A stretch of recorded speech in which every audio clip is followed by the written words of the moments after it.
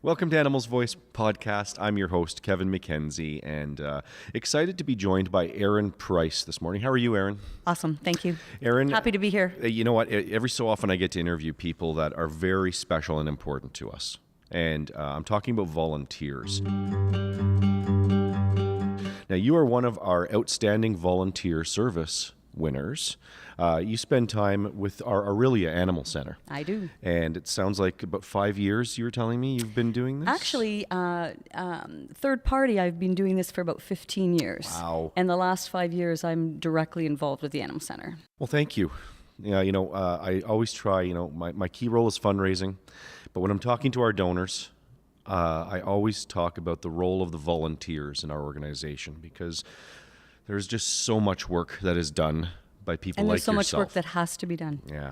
It never stops. And for me, it's in me to give. I'm so passionate about it, and I come up with my best ideas in the middle of the night, and I think that I put the fun in fundraising, and so I'm pretty well connected in the community, so I sort of bring in volunteers that way because they kind of just want to be part of the fun stuff, right? Mm-hmm. Carol, you're the manager at your branch, she speaks very highly of you. So I hear you're involved in a number of different areas, and we're going to get into that. But first of all, you said that you've been volunteering, I guess, helping out the Orillia Animal Center for 15 years, but for the last 5 years in a very specific role, a committee member. What's your experience been like volunteering with the Ontario Spca? With the SPCA, what I have found is the heart. The heart is it's indescribable. I mean, the people that I see every day at the animal center, whether I stop in to, pick up a form or just pop in to see what kind of animals we have so that I can mention that when I'm out and about, just their passion and their work, and they're tireless. And I look at them and I think, oh wow, if I could just be a little bit like them, and I'm really a high energy kind of person, and they actually ground me and they help me realize that, okay, you don't have to do it all in one day, Erin. Mm-hmm. And I just see that there's such a sense of family. And they all get along so well, and it's fun. They have fun. The shelter is always a fun place to visit. Got to have fun when you work, right? Absolutely. So part and parcel of you winning this award, and this, it was coming to our yearly education conference, and that's where we're recording this podcast right now. What has that experience been like for you so far?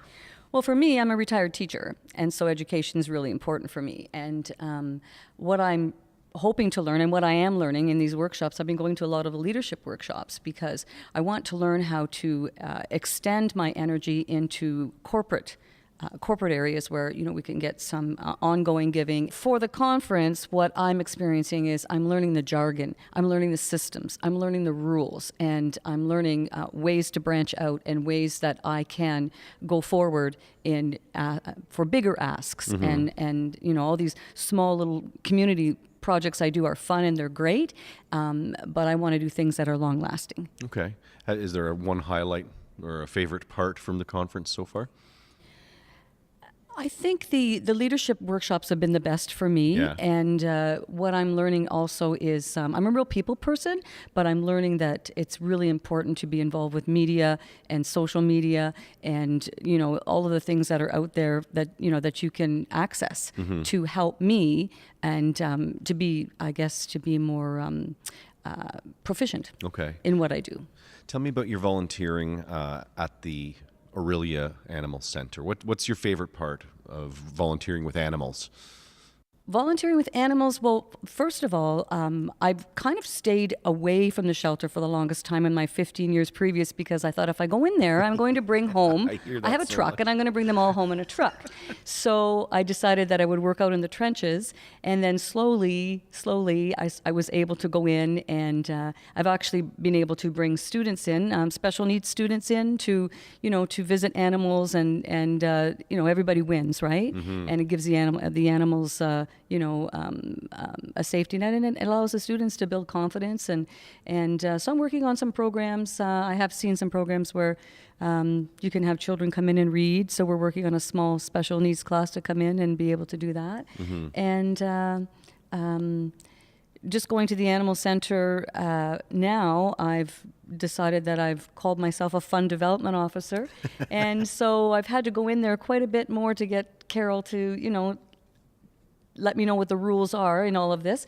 And of course, now I have a puppy. Oh. I have Charles Barkley. Okay. And he's a Wheaton. And we've just had him for maybe 2 months. Oh, and, wow. Yeah. Okay, so it's early on. It is early on. We had a teacup poodle for 15 years. And, it's always hard to say goodbye to a pet. But then, you know what? A new one comes along and they need your love just as much. So. Definitely. Yeah. It's beneficial for both of you, right? Exactly. So how do you know you're making a difference in the work that you're doing and the volunteering?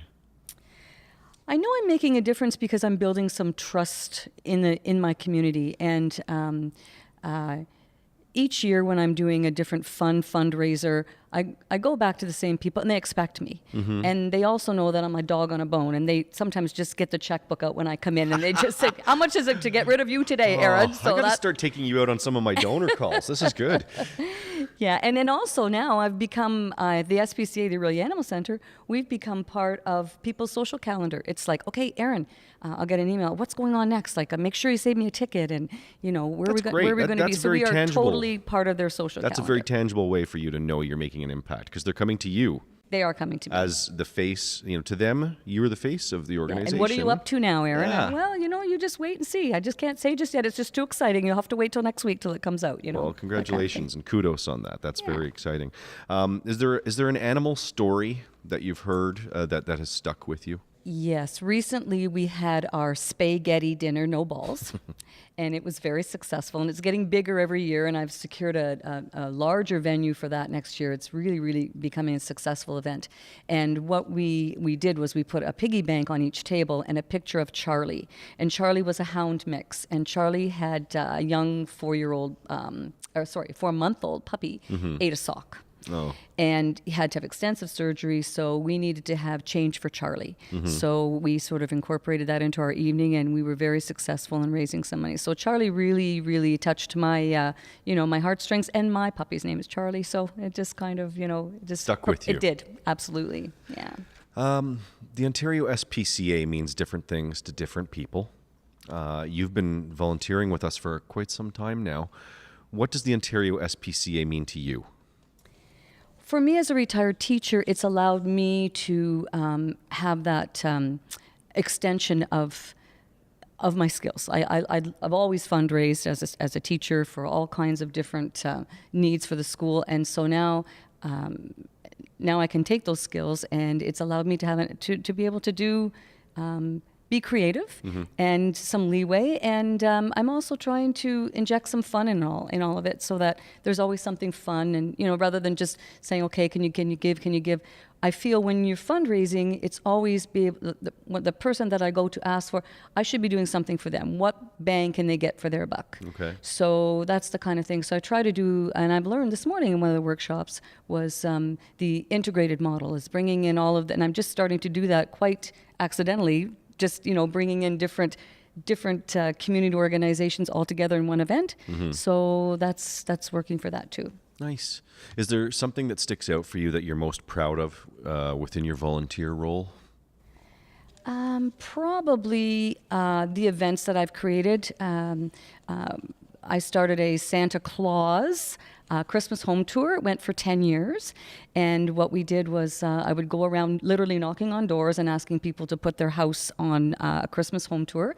And we would do it a Friday evening and then a Saturday day. And then here we would come to Casino Rama and have a culminating tea, like a Victorian tea, and very, very successful. We did that for 10 years. And then, of course, things have their time. You have to realize you have to maybe change things up. So from there, I went into a Mad Hatter tea, which I incorporated with National Cupcake Day.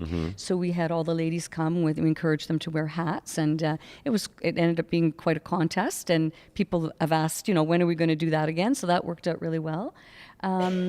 I'm creating some taglines for local businesses, and I'm kind of just doing that. I'm setting up things, and they know that I'm going to come back and get them later. But for example, Jim Wilson, our Chevrolet GMC Buick dealership here, I just popped in one day because we have our Hot Pets campaign that comes up in the summer, and I said, Jim, I think maybe you should have sort of a tagline, something like "Never leave a pet unattended in a vehicle." Okay. And so now he's using that. He's sponsoring our auction, and we've got some pens made up, and we have an event coming up next week, and he's going to put some signage up for that. So there's that. And I guess what I'm most proud of at the moment is my Say Nay initiative that I've come up with.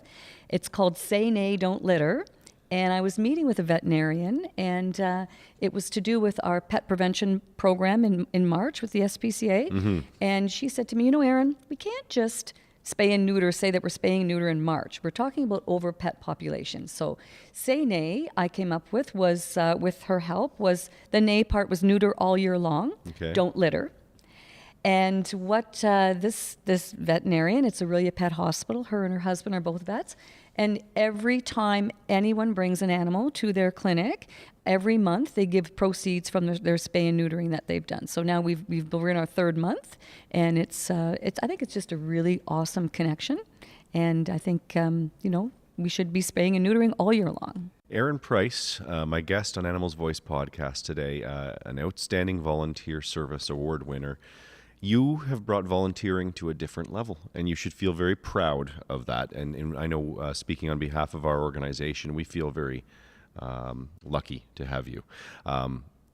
People envision volunteering, and a lot of times people think about volunteering, and I think they think about disinfecting cages, lugging bags of cat food or dog food around, or cat litter, speaking within the realm of our organization. But everything you have described, you're talking about the creation of programs. You're talking about event management. You're talking about very sophisticated fundraising. You should be very proud of the work you're doing with us, and thank you for it. Well, it's my pleasure. Absolutely. It's my fire. It's my pleasure. It's my passion, and I'm just happy to help in any way I can. Well, you're doing a lot of good for the Orillia Animal Center and for the Ontario Spca. So thank you so much. You're welcome. And thank you for joining me on Animals Voice podcast. I appreciate it.